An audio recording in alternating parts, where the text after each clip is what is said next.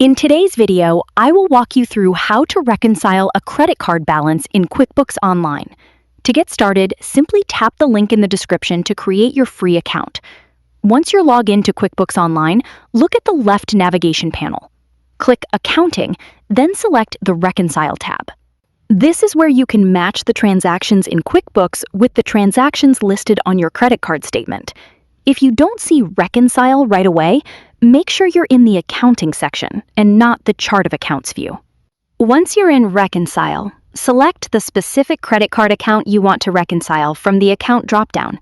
If you have multiple credit cards or sub-accounts, make sure you select the exact account that matches the statement you're using. Next, enter the statement ending balance and the statement ending date exactly as they appear on your credit card statement. The ending balance may also be labeled as the new balance. Double-check the amount, including the decimal places, and make sure you use the statement's ending date rather than today's date. After you've entered the correct account, ending balance, and ending date, click Start Reconciling.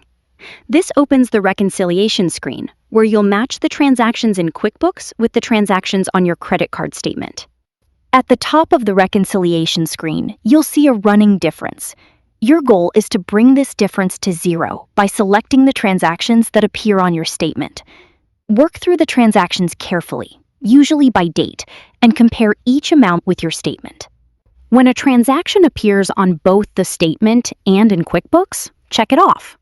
Continue working through the list until you've matched all of the transactions that appear on your statement. If a transaction doesn't match, review the details in both QuickBooks and on the statement. You can also sort or filter the transactions to help locate specific entries more quickly. Don't proceed if the difference is not zero. Instead, check for typos, duplicate transactions, or missing entries, and make sure the transactions match the statement correctly. Once you've matched the transactions and the difference shows zero, the credit card balance has been reconciled. Thank you for watching, and see you in the next videos.